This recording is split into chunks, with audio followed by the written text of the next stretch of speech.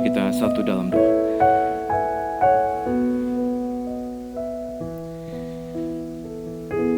Sekali lagi kami bersyukur ya Tuhan untuk hari ini. Kami boleh datang dan beribadah kepada Tuhan. Ingatkan kami selalu ya Tuhan, bukan Engkau yang membutuhkan kami untuk datang dan beribadah kepadamu, tapi kamilah yang membutuhkan penyembahan ini. Kamilah yang memang membutuhkan penyembahan ini. Karena itu ya Tuhan, di pagi hari ini berkatilah kami dengan firman-Mu. Tolonglah kami boleh mendapatkan pelita supaya kami tetap dapat berjalan di dalam dunia yang gelap ini. Berkati kami semua Tuhan. Dalam nama Yesus Kristus kami berdoa. Amin. Shalom Bapak Ibu. Shalom. Ya, hari ini kita akan membahas satu topik, yaitu Akulah Roti Kehidupan. Ini adalah suatu ucapan dari Tuhan kita Yesus Kristus. Dan kita akan membaca dari Yohanes pasal yang ke-6. Ini agak panjang Bapak Ibu ya. Jadi saya sengaja mengambil teksnya cukup panjang supaya ketika saya menjelaskan ada hal-hal yang kita sama-sama bisa pahami. Ya, saya akan membaca mulai dari ayat 14, Yohanes pasal yang ke-6 ayat 14 dan 15. Nanti saya akan melompat ke ayat 22. Ya, saya akan bacakan Yohanes pasal yang ke-6 mulai dari ayat 14. Yohanes pasal 6 ayat yang ke-14.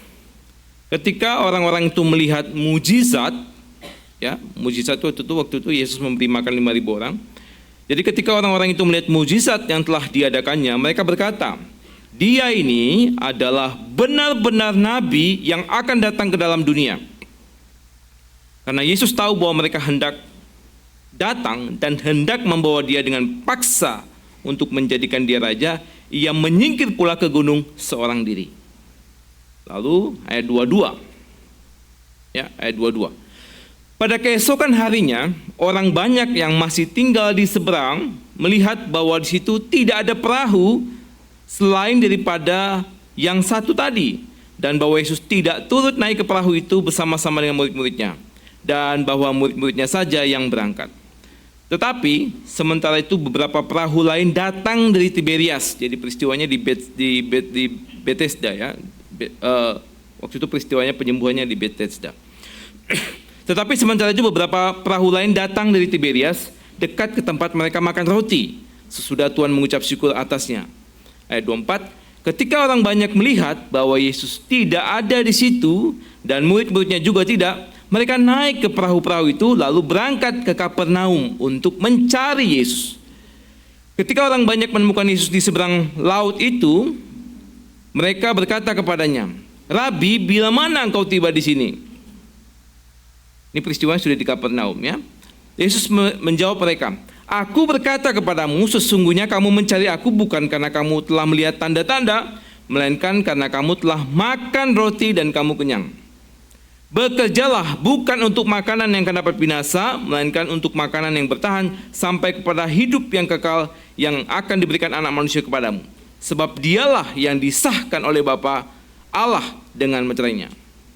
Ayat 28. Lalu kata mereka kepadanya, "Apakah yang harus kami perbuat supaya kami mengerjakan pekerjaan dikehendaki Allah?" Jawab Yesus kepada mereka, "Inilah pekerjaan yang dikehendaki Allah, yaitu hendaklah kamu percaya kepada Dia yang telah diutus Allah."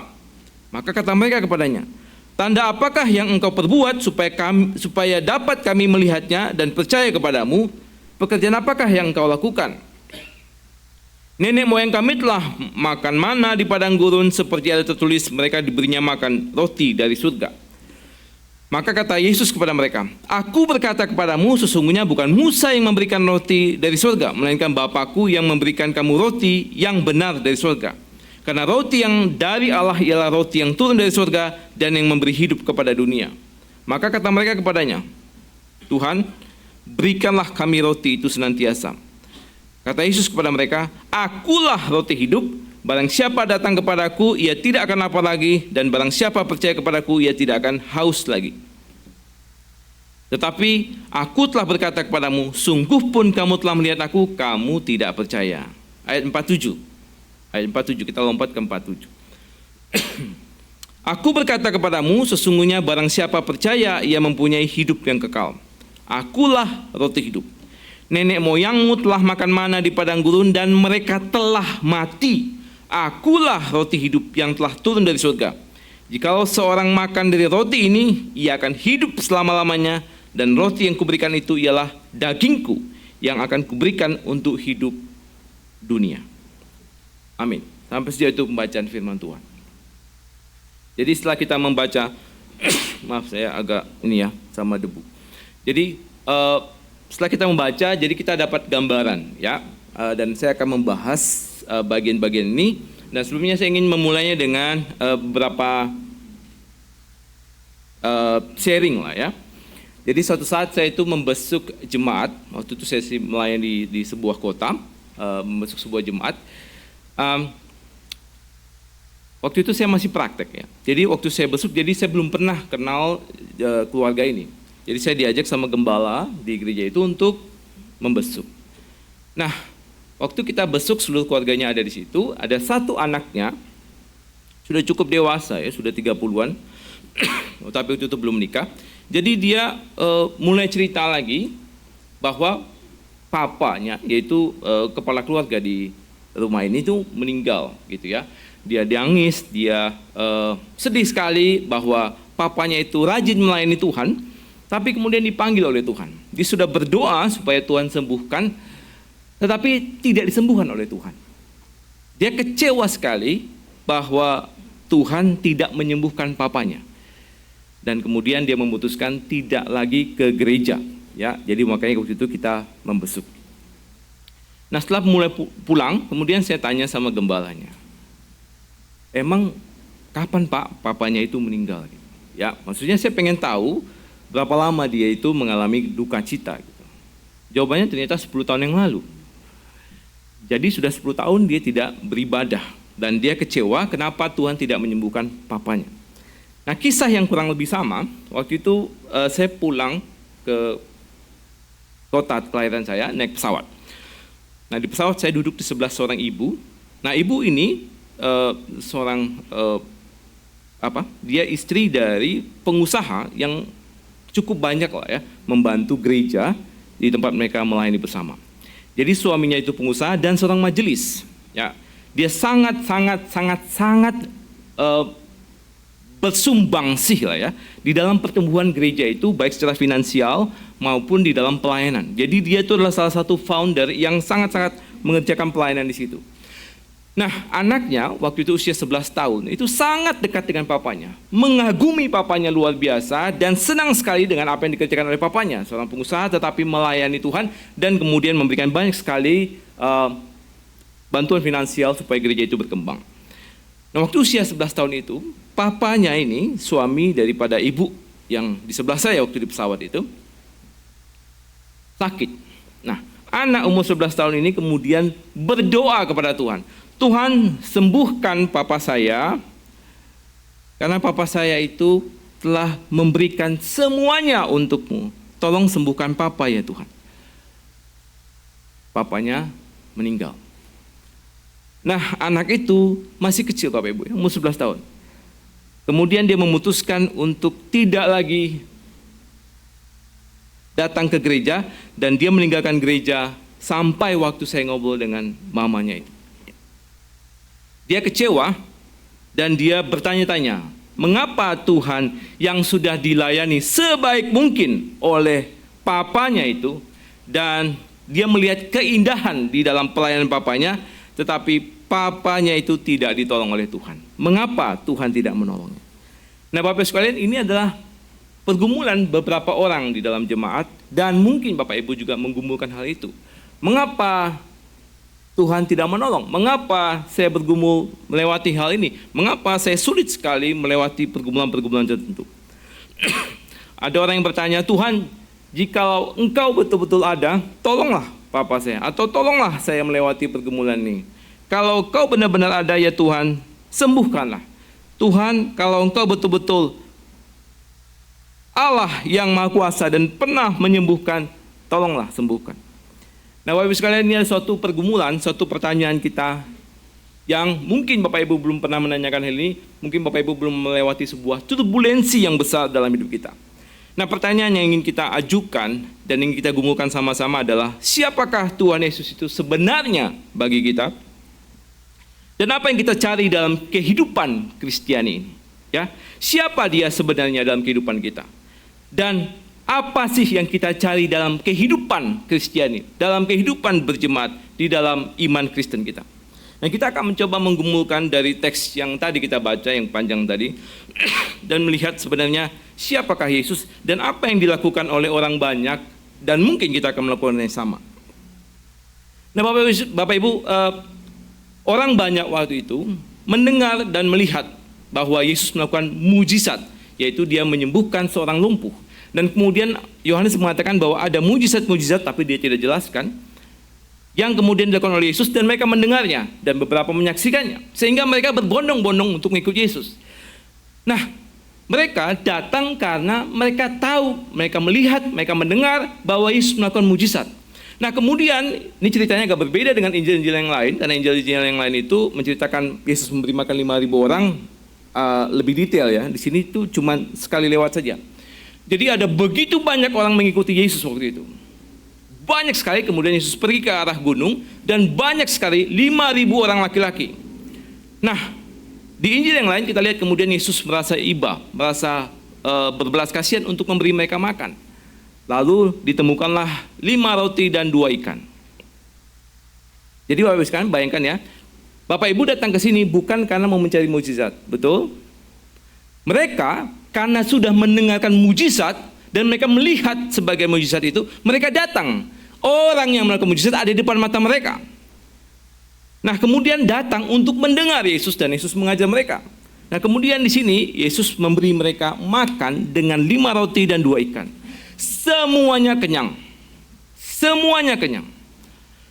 Ya, kalau saya baca di Warta Jemaat GKY, itu jumlah kehadiran seminggu dari semua gereja itu kurang lebih 15.000, 16.000. Ini setelah Covid ini ya, 15.000, 16.000.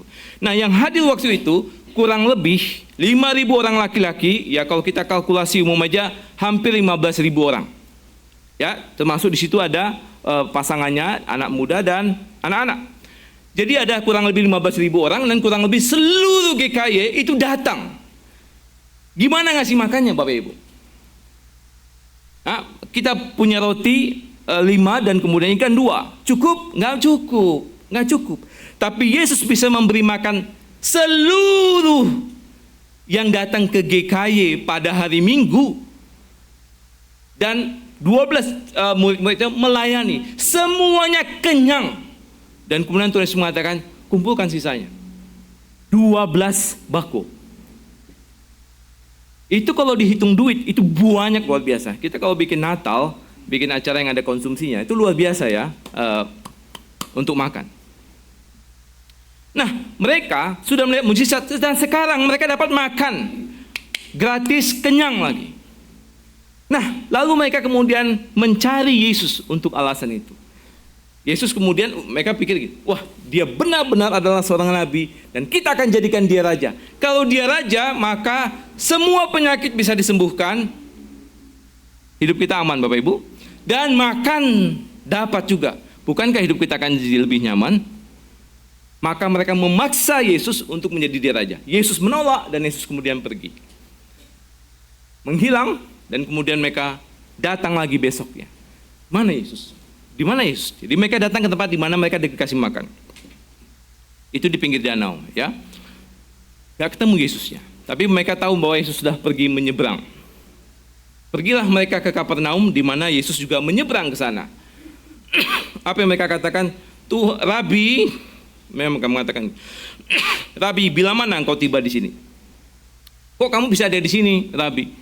Guru, kenapa engkau bisa ada di sini? Kami mencari-cari engkau. Nah, inilah jawaban Yesus. Aku tahu motivasimu, saya ganti bahasanya ya. Aku tahu motivasimu. Kamu mencari aku bukan karena kamu sudah melihat tanda-tanda. Tanda-tanda itu menunjukkan siapa aku. Bukan itu yang kamu lihat.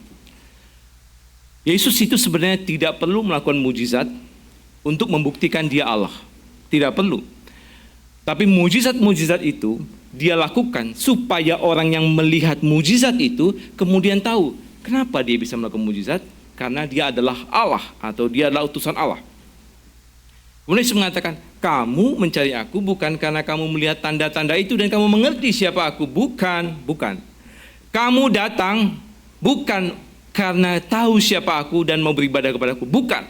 Kamu datang karena kamu telah dikasih makan dan kamu kenyang. Dan kamu mau cari aku supaya kamu tetap dapat makan. Nah, Bapak Ibu mungkin sedikit saya gambarkan ya, bahwa keadaan mereka pada waktu itu tidak terlalu sama seperti kita. Kita tidak terlalu sulit mendapat makan di zaman sekarang.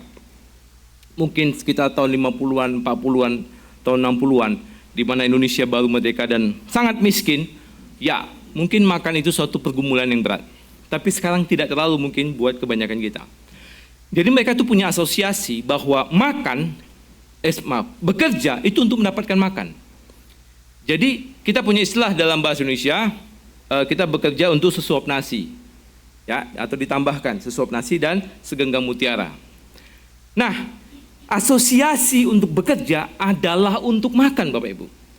Jadi kebutuhan kita paling basic, paling dasar itu adalah makan.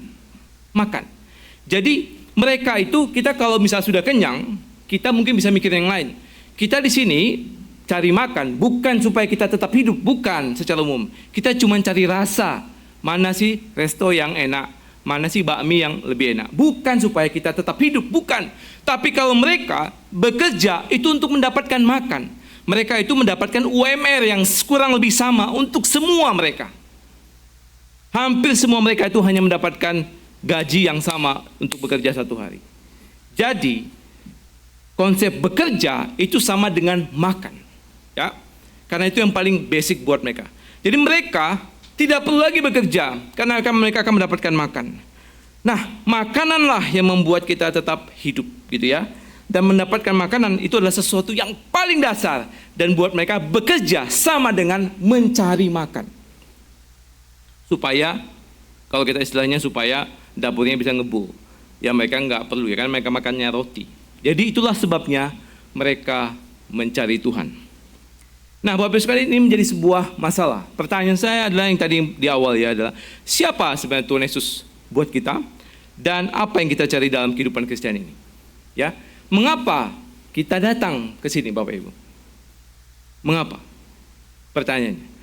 Ya, jawabannya bisa banyak ya, karena kita ada banyak di sini. Ada yang memang merasa bersalah kalau nggak ke gereja, karena udah biasa banget gereja, kalau nggak gereja kurang pas gitu. Nah, pertanyaannya adalah mengapa kemudian kita datang kepada Tuhan dan mengapa orang banyak ini gagal melihat mujizat yang begitu banyak, tapi kemudian mereka salah menemukan siapa Yesus sebenarnya buat mereka. Jawaban yang pertama itu adalah karena adanya dosa. Nah, Bapak Ibu, ini ada sedikit agak ada sedikit pembahasan doktrinalnya. Nah, jadi waktu mereka sudah bahas dan Tuhan Yesus menantang cara mereka mendekati Tuhan Yesus dengan mengatakan bahwa kamu tidak cari aku, kamu cari makan sebenarnya. Kamu cari makan dan kamu sudah kenyang dan itulah alasannya kamu datang. Nah, pembicaraan itu berubah menjadi mana, tentang mana. Nah, mana ini adalah satu makanan yang diterima oleh nenek moyang orang Israel setiap pagi. Jadi, waktu mereka perjalanan dari Mesir ke tanah perjanjian, itu pagi-pagi turun makanan, roti dari surga. Jadi mereka tinggal keluar, mengumpulkan. Bayangkan Bapak Ibu sekalian, ini sesuatu yang luar biasa. Ini mujizat setiap hari dialami oleh orang Israel. Lapar, tidak perlu pusing. Pergi keluar pagi-pagi, kumpulkan. Ada mana turun dari surga. Disimpan. Khusus hari Jumat akan lebih banyak. Mereka harus menyimpan lebih banyak. Mereka harus buat untuk persiapan dari Sabat. Karena hari Sabat tidak ada turun mana dari surga. Kalau hari biasa mereka simpan mana itu akan membusuk. Mereka hanya bisa mendapatkannya setiap pagi. dan mereka kenyang dengan itu. Nah, mereka membanggakan, jangan pikir, entar dulu Tuhan Yesus ya, entar dulu Yesus, siapa kamu sebenarnya? Nenek moyang kami mendapatkan mana dari surga. Nah, kemudian Tuhan Yesus mengatakan bahwa, ya, akulah roti kehidupan itu. Nah, Bapak sekalian, ini sesuatu yang menjadi penting buat kita, karena adanya perubahan di dalam dunia ini. Jadi yang kita lihat sekarang Bapak Ibu adalah bukanlah realita yang sama dengan waktu Tuhan Yesus menciptakan. Berbeda. Ya, saya pernah melayani di Banjarmasin. Waktu itu saya praktek 1 tahun di sana. Sebelum saya berangkat, saya kemudian Google tentang kota Banjarmasin. Saya lihat kota itu, julukannya kota 1000 sungai. Maka saya membayangkan ada begitu banyak sungai di situ. Lalu waktu saya sampai, sungainya itu semua udah pada kecil-kecil, tinggal jadi got-got gitu. Lalu saya tanya, kenapa untuk orang yang lama-lama tinggal di sana dan lahir di sana? Mereka bilang, ya, dulu di sini memang kota 1000 sungai. Di depan gereja tempat saya melayani itu ada got. Ini dulu lebarnya luar biasa dan orang lewat lalu lalang jualan naik perahu di situ. Dulu iya, tapi sekarang jadi got. Nah, sama yang kita lihat sekarang ini berbeda dengan yang dulu. Coba bayangkan Bapak Ibu sekalian. Karena dosa itu, maka kita itu mati. Nah, ini sesuatu yang ironi. Pada waktu bayi itu dilahirkan, waktu kita baru bayi dilahirkan, pada saat itu kita mengalami kematian. Ya, jadi gini, dosa itu sederhananya adalah mati. Dosa itu adalah maut. Dosa itu adalah kematian. Nah, karena dosa, maka semua orang itu akan mati. Bayi yang baru lahir memulai kehidupannya, tetapi pada waktu itu dia sudah mengalami kematian. Dan ironisnya adalah kehidupan adalah sesuatu yang indah. Ya. Mulai dari kehidupan, tapi ujung dari kehidupan bukanlah kehidupan yang lebih baik. Saya ulangi. Waktu kita dilahirkan, kita memulai kehidupan, tetapi ujung kehidupan bukanlah hidup yang lebih baik. Ujung kehidupan adalah kematian. Aneh ya, kita memulai sebuah kehidupan, kemudian ujung kehidupan itu bukanlah kehidupan yang lebih baik, tetapi menjadi tua, menjadi sakit, dan mengalami kematian. Nah, ini bukanlah rancangan Allah sejak awal. Jadi pada waktu kita dilahirkan, semua manusia yang dilahirkan, pada waktu itu kita sudah dying. Kita sekarat. Kita sedang menuju kematian meskipun kita sedang menjalani kehidupan. Tapi ujung dari kehidupan kita adalah kematian. Saya tanya Bapak Ibu yang ada di sini. Siapa yang ujung kehidupan kita yang bukan kematian? Tidak ada. Ujung kehidupan kita adalah kematian. Nah, pertanyaannya begini. Bagaimana kalau Tuhan itu bisa menyembuhkan? Tuhan, kenapa kau tidak sembuhkan saja kita? Nah, ini masalahnya Bapak Ibu ya. Kalau misalkan saya sakit, cancer misalnya, lalu saya bilang, Tuhan sembuhkan saya, Tuhan sembuhkan. Lalu berjalanlah 10 tahun kemudian, saya sakit lagi, Tuhan sembuhkan saya. Tuhan sembuhkan. Anggap umur saya sudah 80, lalu saya jatuh, patah tulang saya berdoa, Tuhan sembuhkan, sembuhkan. Usia saya sudah 110 tahun. Saya sakit lagi. Tuhan sembuhkan, sembuhkan. Apakah saya akan sakit lagi? Saya akan sakit lagi. Nah, masalahnya adalah kita akan tetap sakit lagi karena tubuh ini bukan tubuh yang akan hidup selama-lamanya. Tubuh ini adalah tubuh yang rentan untuk kematian. Karena tubuh ini adalah tubuh kematian. Sehingga ujung dari kehidupan kita adalah kematian. Inilah sebuah ironi kehidupan, di mana bayi yang baru lahir, baru mulai kehidupan adalah bayi yang menuju pada kematiannya. Nah, gimana caranya supaya kita tetap baru lahir sampai ini bisa tetap hidup? Kita butuh yang namanya makan, Bapak Ibu. Baru lahir, kita harus makan. Kita harus makan. Kita harus makan, makan, dan sampai seterusnya. Di antara itu ada sakit dan sebagainya, dan kesembuhan dan dapat makan adalah hal yang paling fundamental buat kita. Nah, itulah yang dicari oleh orang banyak, tetapi Tuhan Yesus menemukan bahwa kita salah mencari tujuan hidup kita. Jadi dosa telah mengubah semuanya sehingga kita tidak lagi melihat apa yang Tuhan kerjakan menjadi sebuah tanda bahwa Dia adalah hidup. Nah, itulah sebabnya Tuhan kemudian mengubah cara mereka melihat dengan mengatakan, akulah mana kehidupan. Akulah roti kehidupan. Akulah yang memberikan kamu nanti kehidupan. Jadi, kalau kita misalkan menganggap bahwa kita disembuhkan, tidak akan ada ujungnya Bapak Ibu. Maka solusinya adalah tubuh yang baru, bukan yang lain. Ya, jadi semua orang akan mengalami kematian kecuali kita itu mendapatkan kehidupan. Nah, kemudian Yesus menjelaskan tentang roti hidup. Nah, pertanyaan kita adalah, apa sih artinya Yesus roti hidup? Mengapa Yesus kemudian mengatakan bahwa Dia adalah roti kehidupan? Nah, Yesus kemudian di ayat yang terakhir kita baca itu menjelaskan kepada mereka, nenek moyang orang Israel sudah makan mana, tapi mereka mati sekarang. Mereka makan mana dari surga, tapi sekarang mereka sudah mati. Nah, Yesus menawarkan sesuatu yang berbeda, yaitu roti hidup. Jika mereka memakannya, mereka akan tetap hidup dan tidak akan mati lagi. Jadi waktu mereka mengatakan nenek moyang kami makan mana, ya, tapi mereka sudah mati. Kalau kamu makan tubuhku dan minum darahku, kamu akan hidup. Nah, apa artinya makan roti hidup? Yesus langsung menjelaskannya secara eksplisit ya. Makan roti hidup sama dengan, pertama, percaya kepada Kristus. Percaya bahwa Yesus Kristus itu adalah Allah dan Dia adalah kehidupan. Buat kita orang Kristen yang sudah biasa dengan kalimat ini, mungkin tidak terlalu bergetar buat kita ya. Ya, Yesus adalah Tuhan, sesuatu yang biasa buat kita. Tapi buat mereka itu sesuatu yang berat. Itu sebabnya nanti di ayat 66, Yohanes 6 ayat 66, mereka meninggalkan Yesus. Yesus mengatakan bahwa percaya bahwa Dia anak Allah sama dengan makan roti kehidupan.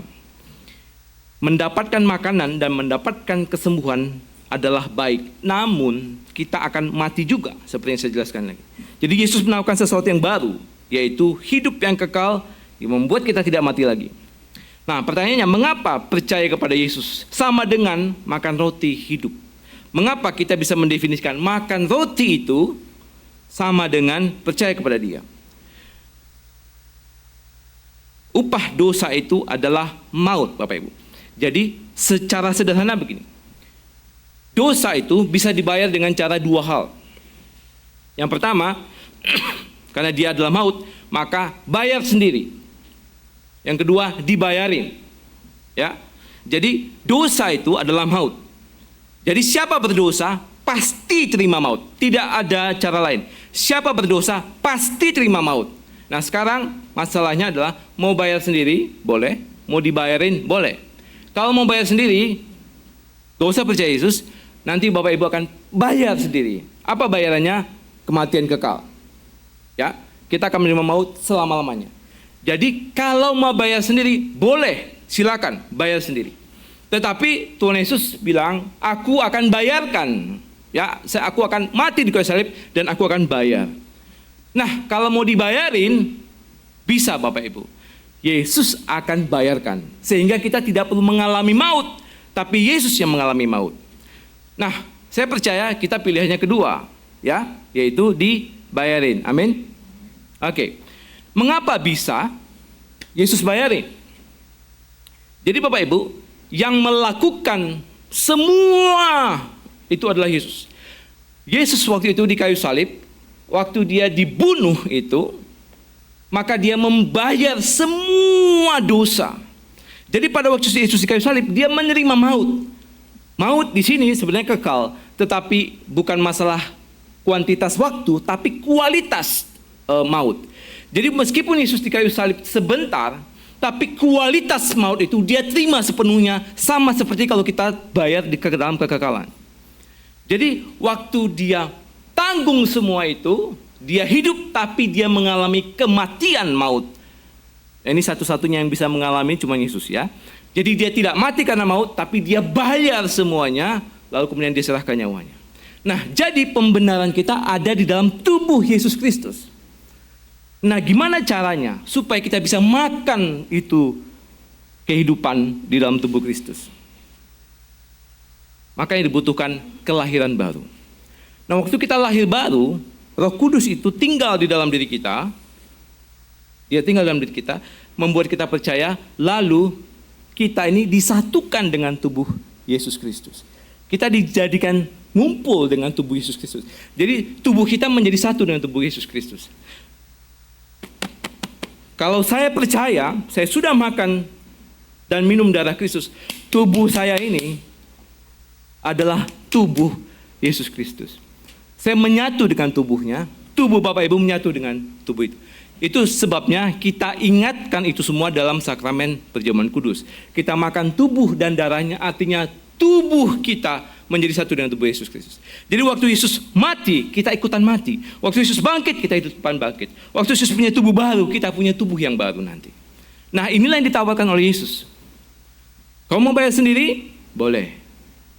Tapi kalau kamu mau dibayarin, makanlah roti hidup ini. Percayalah kepadaku, maka engkau akan menjadi tubuhku. Itu arti yang pertama, Bapak Ibu, yaitu percaya kepada Dia, maka kita akan mendapatkan kehidupan kekal. Jadi nanti saya akan mati, Bapak Ibu nanti akan mati, tetapi karena tubuh Yesus pernah bangkit, maka kita akan bangkit. Dan di dalam tubuh yang baru tidak ada lagi sakit penyakit. Semuanya berubah. Jadi menjadi indah. Awalnya hidup, ujungnya meskipun sempat mati, tapi ujung kehidupan kita adalah kehidupan yang lebih baik. Tapi kalau kita tidak percaya Yesus, kita memulai kehidupan, tapi diakhiri dengan kematian selama-lamanya. Nah, Yesus mengatakan, makanlah roti hidup ini. Yang kedua, apa artinya makan roti hidup? Jawabannya Bapak Ibu adalah mengerjakan panggilan hidup. Nah, ini agak mungkin Bapak Ibu perlu sedikit memahami poin ini ya. Jadi saya sudah katakan Yesus mengasosiasikan makanan dengan bekerja ya. Jadi kerja buat mereka itu sama dengan mendapatkan makanan. Ulang ya. Kerja mendapatkan makanan. Tetapi Yesus mengubah satu cara pandang. Kerja bukan mendapatkan makanan. Kerja adalah makanan. Saya ulang ya. Bapak Ibu, kalau misalnya kita kerja, kita kan dapat gaji atau kita punya bisnis, kita kan dapat uang. Uang itu kita pakai untuk makan. Bukan kerja itu makan. Bukan ya? Bukan. Nah, tapi punya paradigma baru untuk mereka yang makan roti hidup. Kerja sama dengan makan. Ya, kerja sama dengan makan. Kenapa demikian? Di pasal 4, di Sikar, Samaria, Yesus bertemu dengan seorang wanita di pinggir sumur Yakub. Pada waktu itu murid-muridnya pergi membeli makanan. Nah, waktu mereka kembali, mereka menawarkan Yesus makan. Tapi Yesus jawabnya lain. Dia mengatakan begini, padaku ada makanan yang tidak kamu kenal. Mereka jadi bingung. Tadi katanya suruh cari makan. Kami itu udah kasih roti. Udah makan Tuhan. Padaku ada makanan tidak kamu kenal. Kan aneh ya. Betul ya? Disuruh pergi cari makan, beli roti, datang. Mereka nawarin Yesus. Yesus bilang, enggak, aku kurang lebih sudah kenyang. Aku sudah makan. Karena ada makanan yang tidak kamu kenal. Nah, mereka sampai bertanya, kamu kasih makan enggak? Enggak ada. Gitu. Nah, mengapa Yesus kemudian bisa mengatakan ada makanan yang tidak kamu kenal? Yesus mengatakan begini, makananku ialah melakukan kehendak Dia yang mengutus aku, atau melakukan kehendak Bapa dan menyelesaikan pekerjaannya. Jadi makan sama dengan bekerja. Makan adalah mengerjakan pekerjaan Allah dan menyelesaikannya. Jadi Bapak Ibu sekalian, kalau kita mengerjakan kehendak Allah dan menyelesaikan pekerjaannya, pada saat itu kita sedang makan. Pada waktu itu kita sedang kuat. Pada waktu itu kita sedang menjaga kehidupan kita. Jadi kerja dalam definisi baru ini, Tuhan mengatakan kerja sama dengan makan, karena makananku ialah melakukan atau mengerjakan pekerjaan Allah. Nah, Bapak Ibu mungkin berpikir, lalu apa artinya melakukan pekerjaan Allah? Seperti yang saya katakan di awal, mengerjakan panggilan hidup kita. Tuhan Yesus sudah naik ke surga, Bapak Ibu. Kita tidak ketemu lagi Tuhan Yesus di sini, tapi tubuhnya masih ada di bumi, yaitu kita semua. Jadi tubuh kita ini adalah tubuh Yesus Kristus. Dan kita semua masih ada di bumi ini. Masih ada pekerjaan Allah, masih ada. Nah, kita akan perlu mengerjakan pekerjaan Allah itu. Apa yang perlu kita kerjakan? Panggilan kita masing-masing, Bapak Ibu. Pekerjaan pelayanan di gereja adalah baik. Tetapi pelayanan di gereja terlalu kecil bagi pekerjaan Allah. Kerajaan Allah itu luas.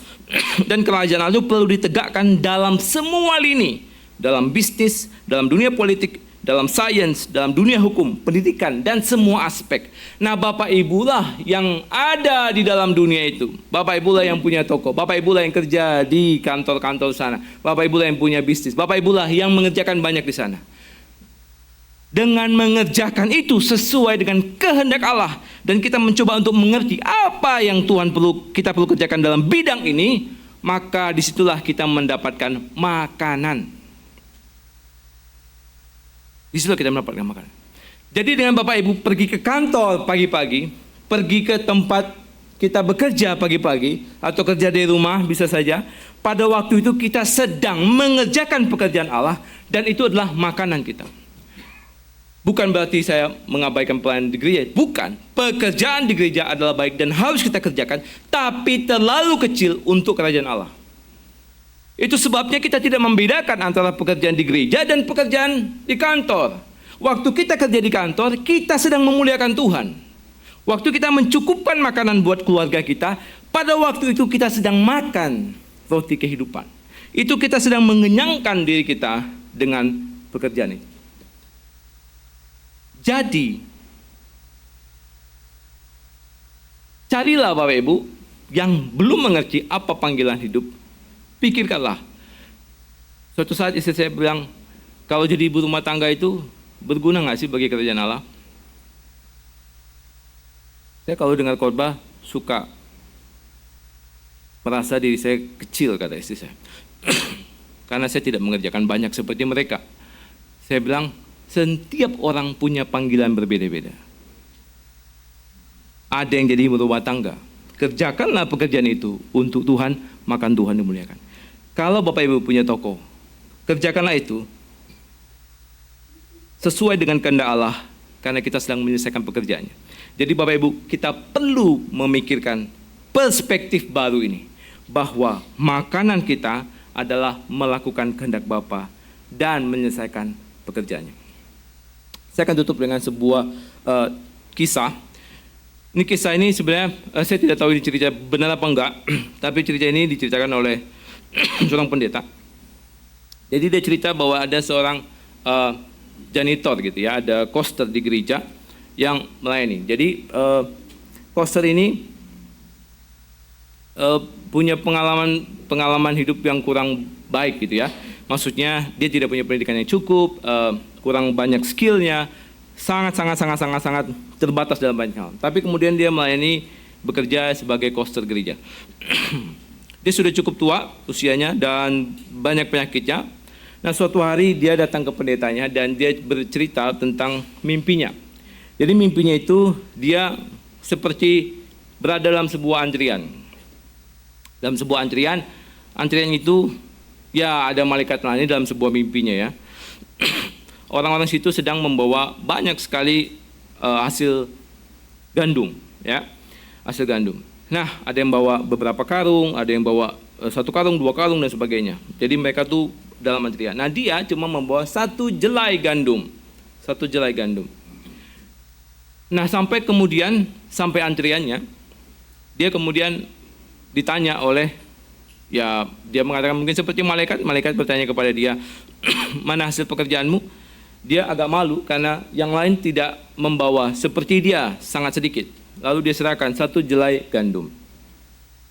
Nah, kemudian orang itu yang dalam mimpinya mungkin dia sebut seperti malaikat mengatakan bahwa engkau diberi sedikit dan engkau setia dengan yang sedikit itu. Terimalah kebahagiaan bersama dengan Tuhan. Nah, dia ceritakan mimpinya itu kepada pendetanya, dan pendetanya bilang bahwa Ya, mungkin kamu diberi sedikit, tapi kamu setia dengan yang sedikit itu. Seminggu kemudian, Koster ini meninggal. Dan mimpi itu diceritakan kepada jemaat dalam pemakamannya. Ceritanya sederhana Bapak Ibu. Kita mungkin punya panggilan yang berbeda-beda. Ada di antara kita yang punya banyak sekali uang, ada yang sangat minim, ada yang pas-pasan, ada yang bekerja di kantor, ada yang bekerja di mana. Tuhan Yesus ada di surga sekarang, dan kita yang telah makan tubuh dan darahnya adalah tubuh Yesus Kristus. Dan kita harus mengerjakan pekerjaannya. Jadi, lihatlah pekerjaanmu, entah itu ibu rumah tangga kah, entah itu pekerjaan di kantor kah, entah itu bisnis kah, apapun itu adalah sesuatu yang indah di mata Tuhan. Pada waktu kita mengerjakannya dengan sepenuh hati, menyelesaikan pekerjaan tubuh Yesus Kristus ini, maka kita akan dimuliakan. Tapi bukan berarti saya mengabaikan pelayanan gereja, bukan. Tetapi bukan pula hanya di gereja dan bukan pula hanya di luar. Tetapi kerjakanlah panggilan itu, dan pada waktu itulah kita menjadi kuat karena kita mendapatkan makanan. Itulah sebabnya Tuhan Yesus pada waktu murid-muridnya pergi, dia bersama dengan wanita itu, dan dia memberitakan Injil kepada wanita di sumur Yakub itu. Dia mengatakan, padaku ada makanan yang tidak kamu kenal. Aku kenyang sementara kamu pergi, karena aku sedang mengerjakan pekerjaan Allah. Amin. Mari kita berdoa.